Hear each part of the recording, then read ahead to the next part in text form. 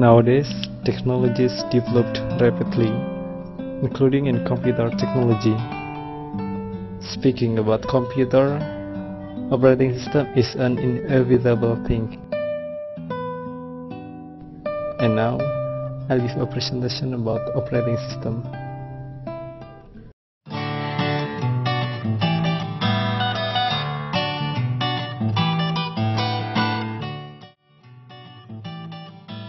Firstly, I will deliver to you about computer system. As we know that computer is consisting of three main parts. There are hardware such as monitor, keyboard, mouse, and so on, firmware or user, and software. Generally, software is divided by two parts: application program and operating system. And it's the topic of this presentation. We can say that operating system is a system that makes all computers' components connected. It's like a bridge among brainware, application software, and hardware. It will manage hardware by preparing a base for applications and being a connector of brainware and hardware. Operating system will control and coordinate hardware usage for some applications that are used by brainware.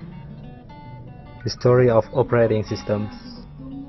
Operating systems have evolved through a number of distinct phases or generations which corresponds roughly to the decades.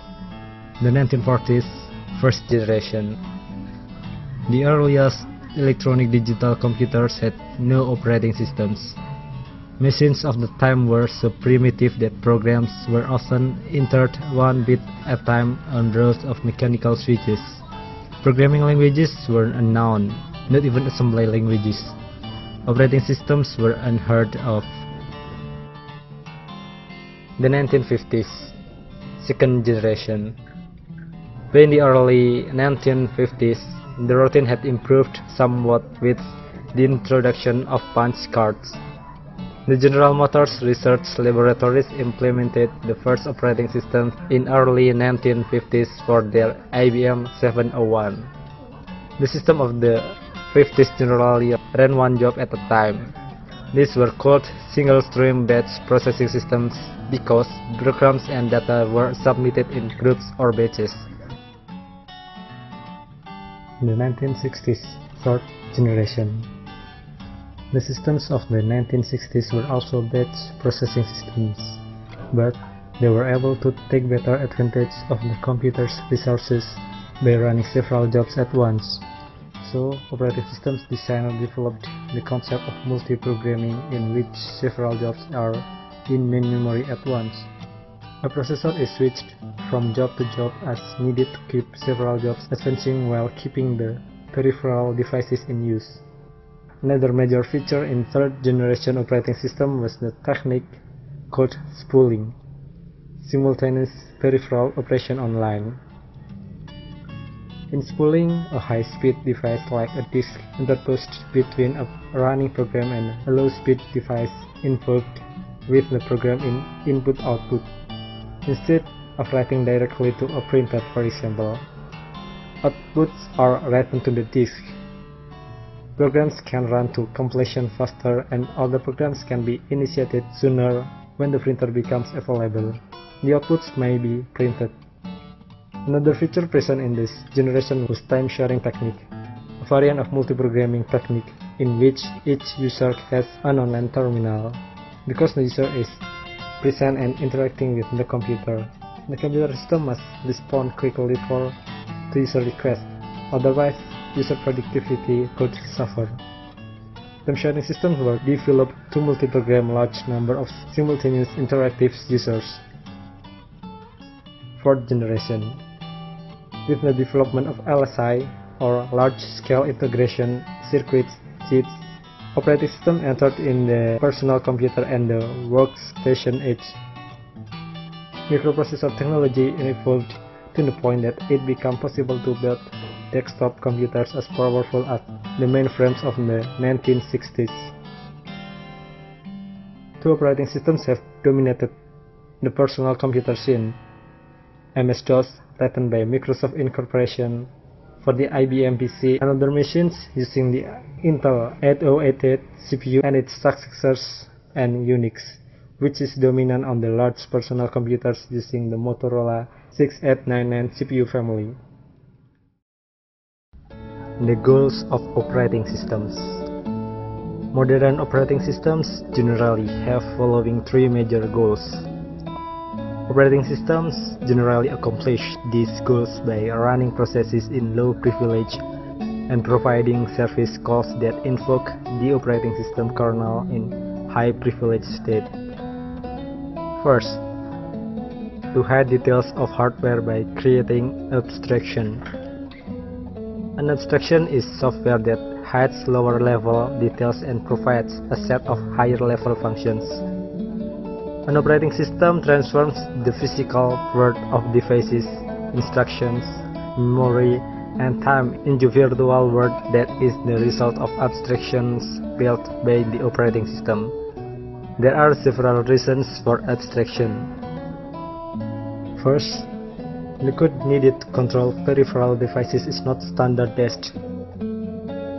Operating systems provide subroutines called device drivers that perform operations on behalf of programs, for example, input-output operations. Second, the operating system introduces new functions as it abstracts the hardware. For instance, operating system introduces the file abstraction so that programs do not have to deal with disks. Third, the operating system transforms the computer hardware into multiple virtual computers, each belonging to a different program. Each program that is running is called a process. Each process views the hardware through the lens of abstraction. And the second goal is to allocate resources to processes, or it's called managed resources. An operating system controls how processes, the active agents, may access resources, passive entities. And the third goal, provide a pleasant and effective user interface. The user interacts with the operating systems through the user interface and usually interested in the look and feel of the operating system. The most important components of the user interface are the command interpreter, the file system, online help, and application integration. The recent trend has been towards increasingly integrated graphical user interfaces that encompass the activities of multiple processes on networks of computers. The functions of operating systems. A good operating system is that can guarantee the safety and stability while hardware and application programs are interacting. And it has an easy, comfortable, interesting user interface. These are 8 functions of operating systems. First, resource manager. It means that operating system to allocate the resources. Resources here refer to hardware like memory, CPU, printer, disk drive, and so on. The second is coordinator. One of the functions of operating system is to provide the facilities so complicated activities can be managed to be handled according to the queue that's been prepared before. Third, interface. Operating system as a medium between user and hardware to provide a friendly environment and user-friendly. User doesn't need to worry and be confused because of machine languages. And the fourth is guardian, to provide the access control that protects and keeps files and oversees the reading, writing, executing of data and program. Gatekeeper, to control whoever who can look into the system and to oversee every activities they do after logging into the system. And the sixth is optimizer, to schedule the inputs by user, database accesses, communication processes, and output to optimize the functions. Accountant, to arrange CPU time, memory usage, I/O devices calling, disk storage, and terminal connecting time. And the last of the 8 is server to provide services that's needed by user, both of explicit and implicit, like file access mechanism.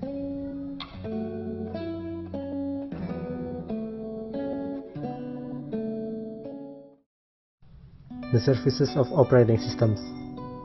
Following are the 5 services provided by operating systems to the convenience of the users. First, program execution. The purpose of computer systems is to allow the user to execute programs. So, the operating systems provide an environment where the user can conveniently run programs. The user doesn't have to worry about the memory allocation or multitasking or anything. These things are taken care of by the operating systems. Running a program involves the allocating and deallocating memory, CPU, scheduling in case of multiprocess. The functions cannot be given to the user-level programs, so user-level programs cannot help the user to run programs independently without the help from operating systems. Second, I/O operations. Each program requires an input and produces output. This involves the use of I/O. The operating systems hide the user of details of underlying hardware for the I/O. All the user sees is that the I/O has been performed without any details. So, the operating systems, by providing I/O, makes it convenient for the users to run programs. For efficiency and protection, users cannot control I/O. So, the service cannot be provided by user-level programs. Third, file system manipulation. The output of a program may need to be written into new files or input taken from some files. The operating systems provide this service. The user doesn't have to worry about secondary storage management. User gives a command for reading or writing for a file and sees his or her task accomplished. These operating systems makes it easier for user programs to accomplish their tasks. The service involves secondary storage management. The speed of I/O that depends on secondary storage management is critical to the speed of many programs, and hence, I think it is best relegated to the operating systems to manage it than giving individual users the control of it. It's not difficult for the user-level programs to provide these services, but for above-mentioned reasons, it's best if this service left with the operating system. Fourth, communications. There are instances where processes need to communicate with each other to exchange information. It may be between processes running on the same computer or running on the different computers. By providing this service, the operating system relieves the user of the worry of passing messages between processes. In case where the messages need to be passed to processes on the other computers through a network, it can be done by the user programs. The user program may be customized to the specifics of the hardware through which the message transits and provides the service interface to the operating system. Fifth, error detection. An error is one part of the system may cause malfunctioning of the complete system. To avoid such a situation, the operating system constantly monitors the systems for detecting the errors. This realizes the user of the worry of errors propagating to various parts of the system and causing malfunctioning.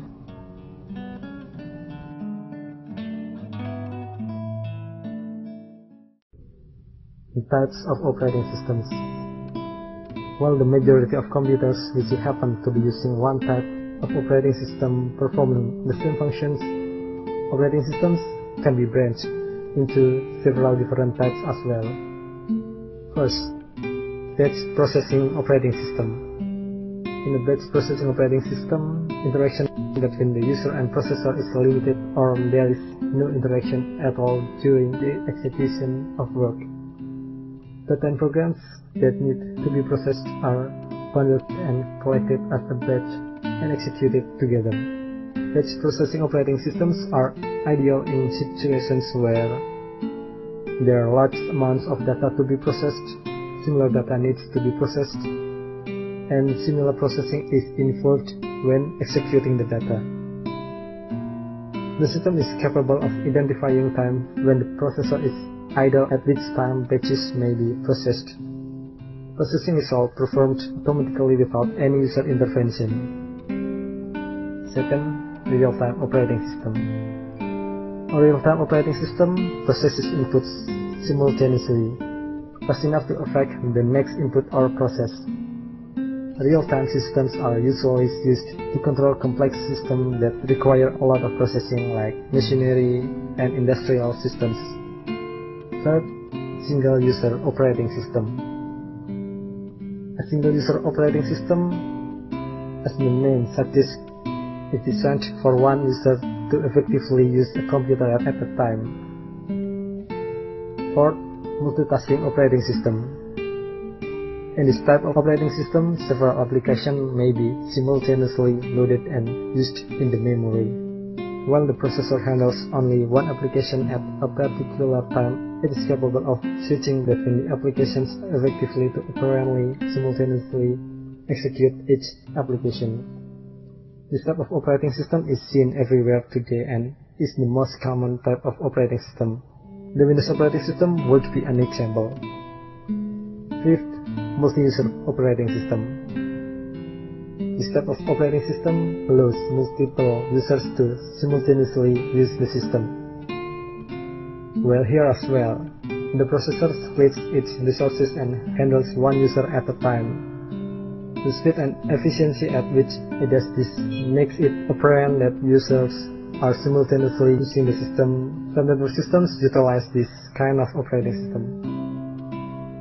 6. Distributed operating system.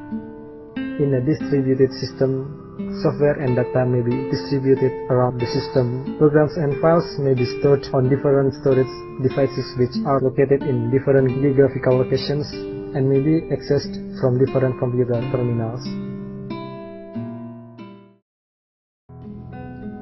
Examples of operating systems will be divided into two parts.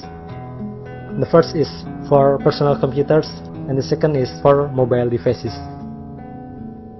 Operating systems for personal computers such as Unix, Windows, Mac, Linux, and the other operating systems such as Solaris, Miga, React OS, Haiku, Aros, and so on.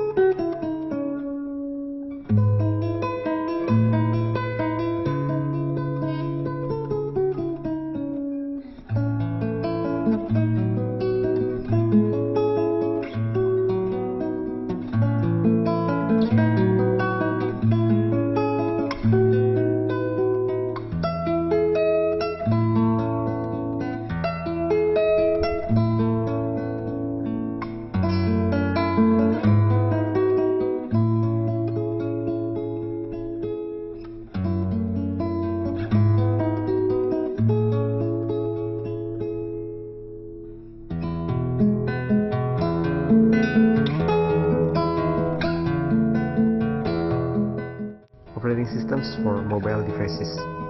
There are Symbian, Android, iOS, BlackBerry, and Windows Phone.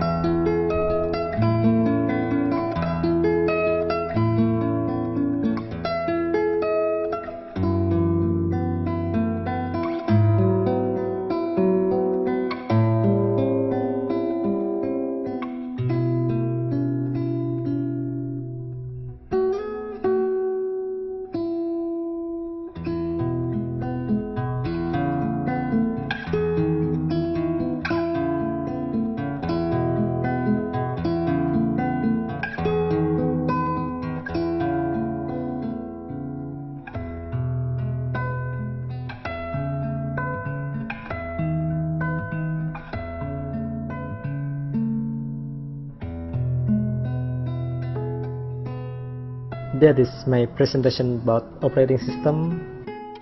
Hopefully you can take some advantages. Sorry for some mistakes and see ya.